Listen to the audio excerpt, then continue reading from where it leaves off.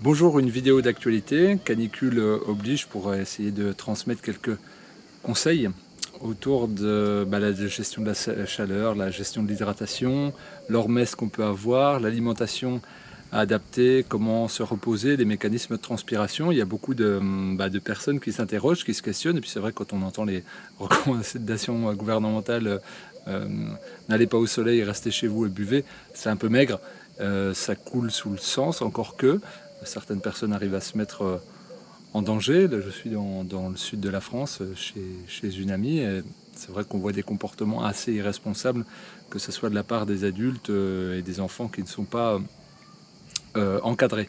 Du coup, on va faire le point, on va en profiter pour voir en fait qu'est-ce qui se passe dans notre organisme quand on met tel ou tel aliment, et quand on pratique tel ou tel exercice respiratoire, telle façon de s'hydrater, qu'est-ce qu'on prend, qu'est-ce qu'on peut prendre comme jus, comme aliment, voilà. Et puis comment au quotidien prévenir, on va dire, cette canicule et comment adapter son corps.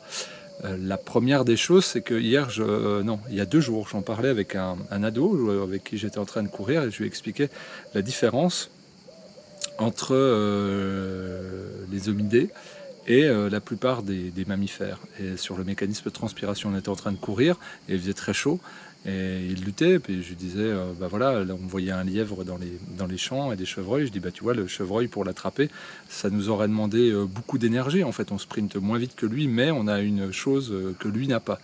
Une thermorégulation par les 2 mètres carrés de peau qui nous constituent, alors que lui, il a simplement sa langue. Donc ce qui fait qu'il va courir plus vite, mais moins longtemps, parce que lui, il va hausser sa température en courant par les mécanismes cellulaires, et il va devoir s'arrêter pour réguler sa transpiration en sortant sa langue et en respirant. Vous avez déjà vu ça chez les chiens, puisque c'est l'animal domestique avec qui on peut avoir le plus d'interaction. Mais un humain va pouvoir courir en fait plus longtemps qu'un chien, parce qu'il a une capacité à être endurant du fait qu'il a un mécanisme de sudation et de régulation de sa température corporelle, non pas avec sa langue, mais avec tous les pores de sa peau qui vont se dilater. Et en fonction de l'hydratation qu'il aura, ça sera plus ou moins puissant. Donc, savoir que déjà, on a un mécanisme exceptionnel de gestion de la température. Ça, c'est la première des choses, il faut en être conscient. Donc déjà, ouvrez les pores de votre peau, brossage à sec, sauna hammam. Et je vais tout de suite rentrer dans le vif du sujet. Pourquoi sauna hammam? Pas simplement pour ouvrir les pores de la peau, mais par un mécanisme d'hormèse, c'est-à-dire qu'on va habituer son corps au chaud.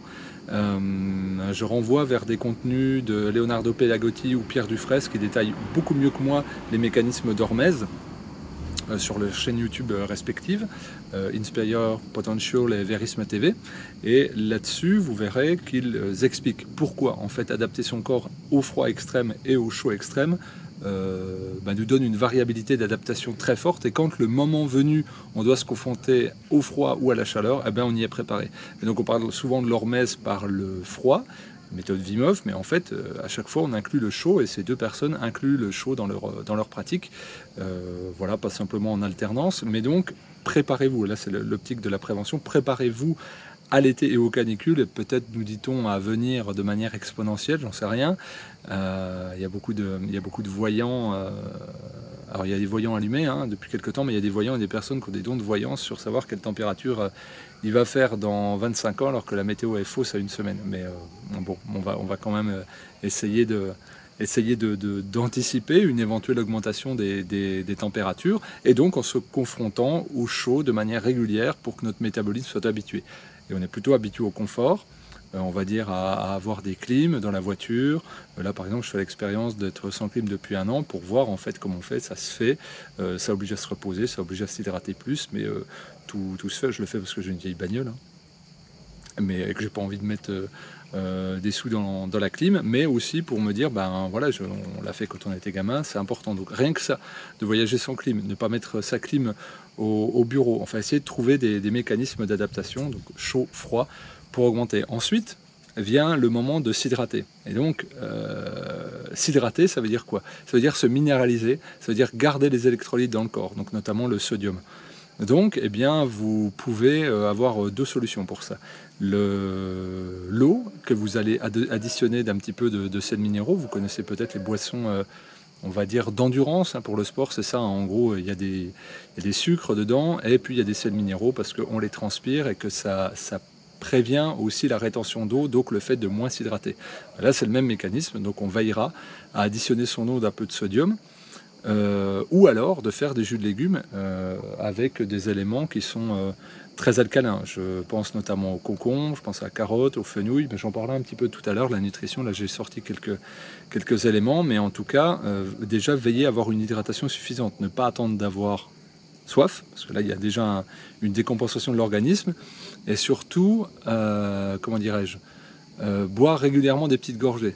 Ça ne sert à rien de sursaturer le corps avec des grandes rasades d'eau qu'on ne sera pas capable d'assimiler correctement. C'est mieux de boire un petit peu, mais très régulièrement. Ça, je pense que c'est une erreur. Et aussi de tenter de s'hydrater à travers les extrémités du corps, là je renvoie à la méthode Salmanov ou Gardel, on va dire de régulation thermique par des différentiels de température, donc mettre les avant-bras, les coudes dans l'eau ou les pieds dans des bassines d'eau fraîche, et ça régule le corps, ou alors de mettre des gants froids sur la nuque, voire même, on va dire, sur l'abdomen, parce que c'est là le centre névralgique de la température. Donc rien que ces gestes-là de prévention ou d'action permettent d'éviter les coups de chaud.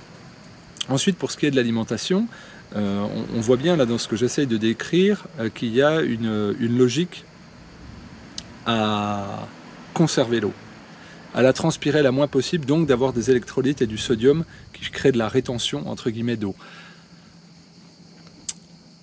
Donc on va prendre des aliments qui demandent le moins de molécules d'eau pour être hydrolysés. Je pense par exemple aux féculents. Alors féculents, ça va être tout ce qui est à base de racines, d'amidon, de glucides complexes. Il faut 300 molécules d'eau pour hydrolyser une molécule d'amidon. Donc je pense que c'est assez vite calculé si vous mangez des pâtes, si vous mangez du pain, si vous mangez des viennoiseries, si vous mangez des frites. Et ben vous allez devoir consommer du riz, vous allez devoir consommer beaucoup plus d'eau, beaucoup plus d'eau, simplement pour hydrolyser correctement les molécules d'amidon et métaboliser ce que vous avez mangé. Donc sans parler d'hydratation supplémentaire. Donc c'est dommage, vous dépensez de l'énergie alors que vous chercheriez à en consommer. Donc la salade de riz ou la salade de pommes de terre, c'est peut-être sympa, c'est peut-être frais, ça cale peut-être bien, mais c'est peut-être pas hyper adapté non plus. Instinctivement, on irait vers quoi ? On irait vers les fruits frais, on irait vers juteux et aqueux, on irait vers les crudités, alors les concombres, les tomates, les courgettes. Et là, je vous ai sorti, je montre des pastèques qui sont extrêmement hydratantes, fenouil qui est très rafraîchissant et melon. Celui-là, il est bien mûr. Petit conseil, voilà, vous regardez là, ça doit s'enfoncer, ça doit être jauni. Là, c'est bien mûr. Là, c'est dédicace à mon grand-père qui était épicier ambulant et qui m'aidait à choisir les melons en les faisant rebondir aussi dans la main. Donc là vous avez des aliments de choix et par exemple il y a beaucoup de personnes qui avaient des problèmes de satiété. Ils buvaient, ils avaient toujours soif. C'était notamment le cas pour certaines femmes enceintes. Et je leur disais de mettre un fond de jus de concombre dans leur verre d'eau, elles buvaient 2-3 fois moins. Simplement parce que le corps, à travers l'hydratation, il cherche les sels minéraux. Et le concombre, c'est l'élément le plus alcalinisant qui soit. Donc prenez vraiment ces aliments-là. Donc concombre, fenouil, complet ou en jus, hein, on s'en fout, pastèque, melon. Ça c'est extrêmement hydratant, mais vraiment très hydratant. Et c'est pas très acidifiant, donc vous risquez rien au final. Et là, vous rafraîchissez votre corps et vous l'hydratez en profondeur. C'est pour ça que les recommandations, c'est sympathique de dire buvez 2-3 litres d'eau par jour, mais quel est le poids de la personne, quelle est sa capacité à retenir de l'eau, quel est son fonctionnement rénal, quelle est sa dépense énergétique qui va faire qu'elle a besoin plus d'eau de s'hydrater, quelle est sa capacité à transpirer, etc., quelle est son alimentation. Donc pour moi, la première capacité et source d'hydratation, ce sont les aliments. Donc certaines personnes me voient boire très peu d'eau en temps normal, mais parce que je mange énormément de végétaux crus, donc forcément ils sont constitués à 95% d'eau et 5% de fibres. Donc en mangeant, je bois. Ce qui fait que je ne ressens pas le besoin de m'hydrater en dehors. Par ces temps caniculaires, en revanche, si je bois à côté. Et qu'est-ce qui va me donner le delta si je bois assez? Mon urine. Si j'ai pas 6 ou 7 mictions dans la journée, c'est que je suis déficient en hydratation. Et je vais regarder aussi la couleur. Si elles sont foncées, vraiment très foncées, et que ça m'irrite un petit peu l'urètre, bah, je suis en déficit. Ça paraît évident. Donc ça, c'est vraiment une clé de privilégier les végétaux crus, sous forme complète et un petit peu additionnés de jus, aux aliments cuits, qui par évaporation vont perdre de l'eau, on va en manger plus, et on va avoir besoin d'eau pour hydrolyser. C'est toutes les molécules qui en plus généralement par la cuisson vont être déstructurées, les molécules de Maillard, des acrymalides, donc ça va pas être terrible. Donc en résumé, pour ce qui concerne la partie alimentation et hydratation, privilégier les végétaux crus, fruits et légumes, plutôt juteux, régulièrement. Là, en ce moment, il commence à y avoir des raisins en plus, vu qu'il y a eu beaucoup de chaleur et des précipitations en fin de printemps. Observez vos mictions, le nombre de vos mictions. Hydratez-vous si jamais vous voyez que c'est déficient, soit avec les jus, soit avec l'eau. Ajoutez du sodium dans votre eau pour être sûr de garder un petit peu d'eau, pas tout transpirer. Observez les signes de chaleur au niveau corporel et trempez vos extrémités dans l'eau afin de refroidir. En fait, c'est pas plus bête que ça, hein. Faut refroidir la machine. Et c'est pas parce que vous avez pris une semaine de vacances et que vous vous sentez frustré de ne pas profiter qu'il faut vous mettre en danger, parce que si vous tapez une insolation, c'est autant de temps de perdu et de déficit énergétique avec lesquels vous ne pourrez pas faire grand chose, y compris à l'intérieur. Voilà, donc profitez de vous plutôt pour vous lever le matin, faire des siestes la journée, ressortir en fin de journée, voilà, c'est comme ça. Sinon, il y a des exercices respiratoires, ça vise à respirer très lentement.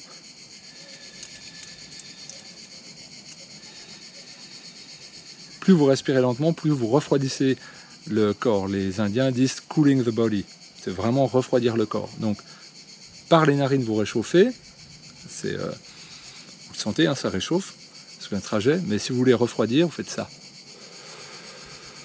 Parce qu'avec l'humidité que vous avez sur la langue, ça fait un air frais. Et ça marche.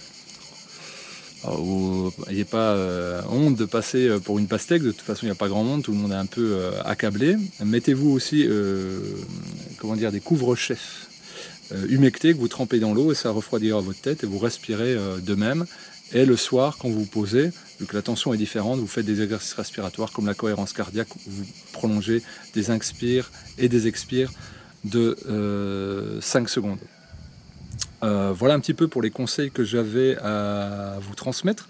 Voilà, des conseils d'action mais aussi de prévention, et puis c'est une occasion aussi de réfléchir à son hydratation, à son alimentation, et également à son confort, et peut-être que par trop de confort, par déficit d'hormèse, parce qu'on met trop de confort dans nos vies, trop de clim au bureau, à la maison, trop de ventilateurs aussi, trop de clim dans les voitures, puis être habitué à marcher, à faire des activités au soleil. Moi je sais que je cours au soleil aussi, ça m'entraîne. Après il y a une différence entre chaleur sèche et chaleur humide, et là c'est les terrains et les tempéraments de chacun. Ça pourrait faire l'objet d'une autre vidéo.